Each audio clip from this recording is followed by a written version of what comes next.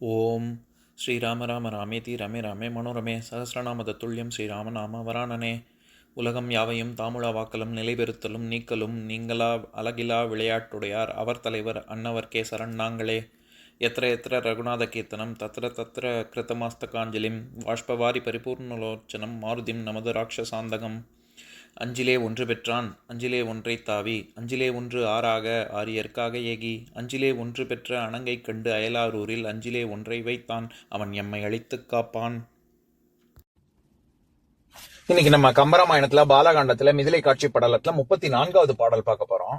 இழைகளும் குழைகளும் இன்ன முன்னமே மழைபொரு கண்ணினை மடந்தை மாறுடும் பழகிய எனினும் இப்பாவை தோன்றலால் அழகு எனும் அணியும் ஓர் அழகு பெற்றவே. இதுதான் பாட்டு. இப்ப நம்ம பதம் பிரிச்சு பொருள் பார்க்கலாம். குழைகளும் காதணி முதலான சிறிய அணிகலன்களும் இழைகளும் கழுத்தில் அணியும் ஆரம் போன்ற பேரணிகலன்களும் இன்ன இத்தன்மையனவாம் முன்னமே இச்சீதை மண்ணில் பிறப்பதற்கு முன்பே மழை பொறு கண்கினை மழையொத்து குளிர்ந்த கண்களையுடைய மடந்தை மாறுடும் அழகிய பெண்களுடனே பழகிய எனினும் பழகியவையாக இருந்தாலும் இப்பாவை தோன்றலால் இந்த சீதை பிறந்ததனால் அழகு எனும் அணியும் பிறர்க்கு அழகு தரக்கூடிய அந்த அணிகலன்களும் ஓர் அழகு பெற்றவே புதியதோர் அழகினை பெற்றன. இப்ப நம்ம இந்த பாட்டுல இருக்கக்கூடிய நயங்களை பார்க்கலாம்.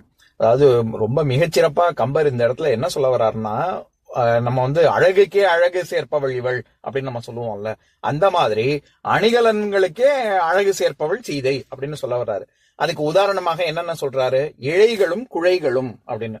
நம்ம இந்த குழைகள் அப்படிங்கிற வார்த்தை நம்ம ஏற்கனவே பார்த்திருக்கோம். அதாவது கம்பராமாயணத்துல இந்த மிதிலை காட்சி படலத்திலேயே 17வது பாடல் அதை அதாவது கம்பராமாயணத்துல 496வது பாடல் அதை படிக்கிறேன் கேளுங்க.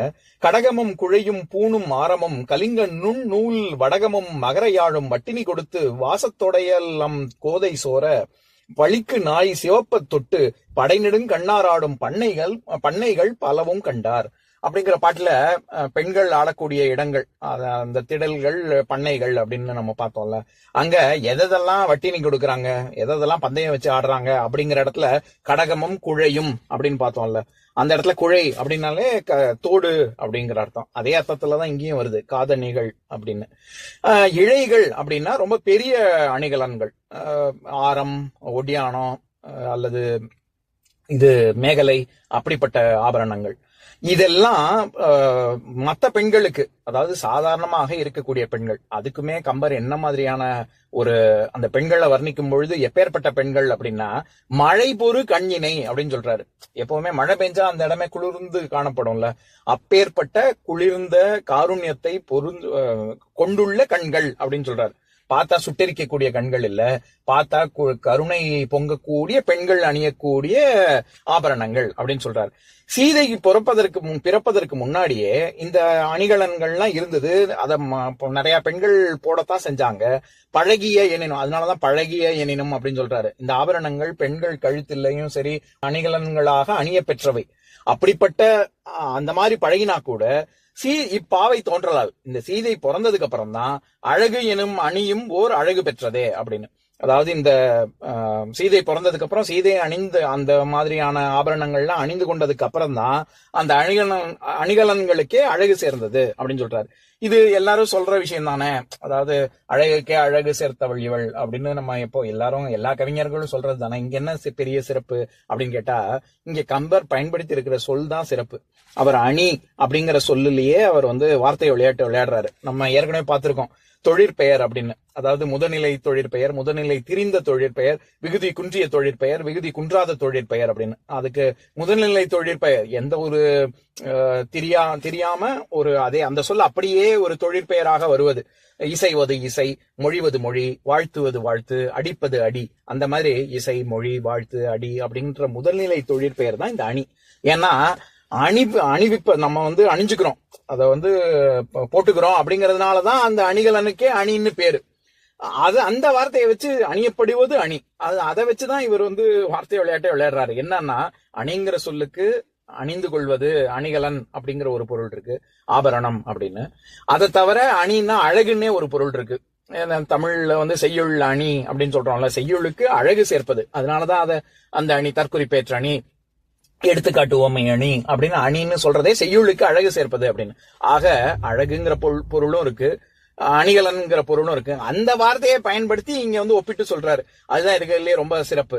அதுல எந்த ஆபரணத்தையும் நம்ம உற்றக்கூடாது அப்படிங்கறதுனால, சின்னதா இருந்தாலும் சரி பெருசா இருந்தாலும் சரி ரெண்டையும் சொல்லணுங்கிறதுனால இழைகளும் குழைகளும் அப்படின்னு சொல்றாரு.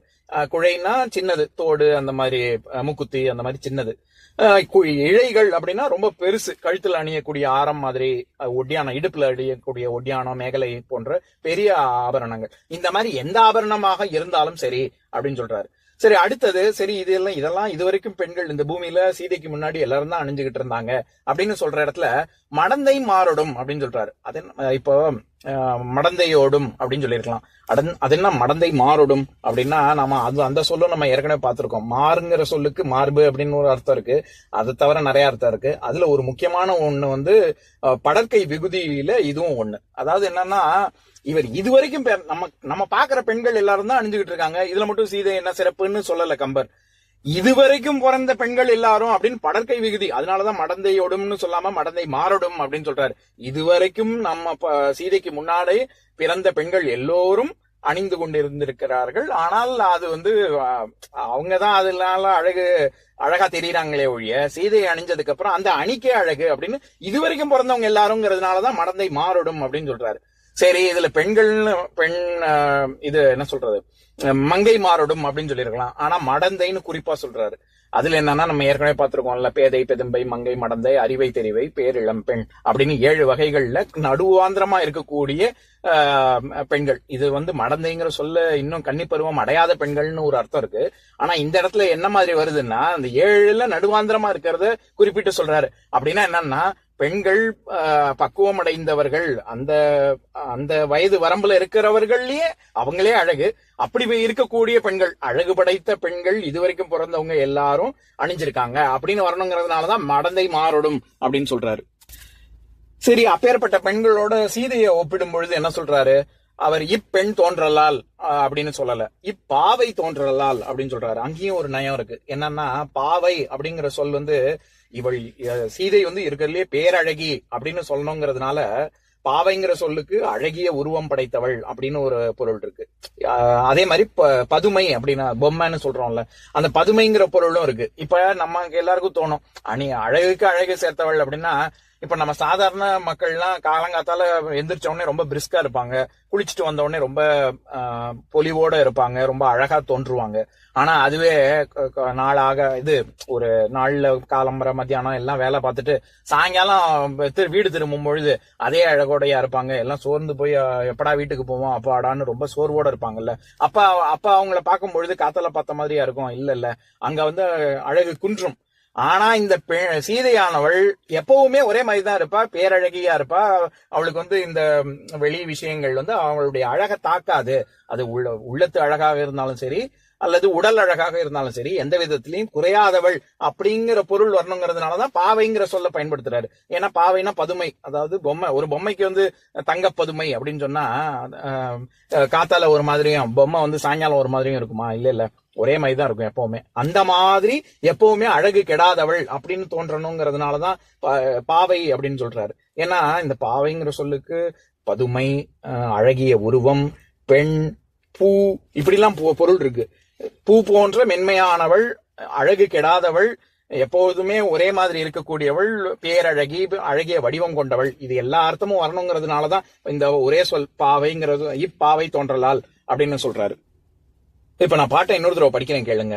இழைகளும் குழைகளும் இன்ன முன்னமே மழைபொரு கண்ணினை மடந்தை மாறடும் பழகிய எனினும் இப்பாவை தோன்றலால் அழகு எனும் அணியும் ஓர் அழகு பெற்றதே. இன்னொரு நாள் இன்னொரு பாட்டு பார்க்கலாம்.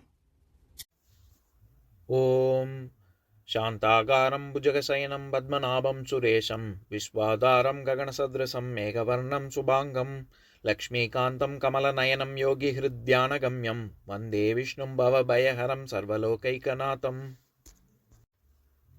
உம்பரோடு இம்பர்காரும் உலகம் ஓர் ஏழும் ஏழும் எம்பெருமான் என்று ஏத்தி இறைஞ்சி நின்று ஏவல் செய்ய தம்பியரோடும் தானும் தருமமும் தரணி காத்தான் அம்பரத்து அனந்தர் நீங்கி அயோத்தியில் வந்த வள்ளல்.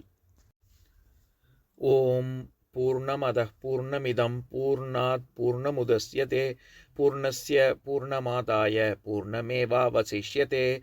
ॐ शान्तिः शान्तिः शान्तिः। ॐ सर्वेषां स्वस्तिर्भवतु, सर्वेषां शान्तिर्भवतु, सर्वेषां पूर्णं भवतु, सर्वेषां मङ्गलं भवतु। ॐ शान्तिः शान्तिः शान्तिः। ॐ सर्वे भवन्तु सुखिनः, सर्वे सन्तु निरामयाः, सर्वे भद्राणि पश्यन्तु, मा कश्चित् दुःखभाग् भवेत्। ॐ शान्तिः शान्तिः शान्तिः।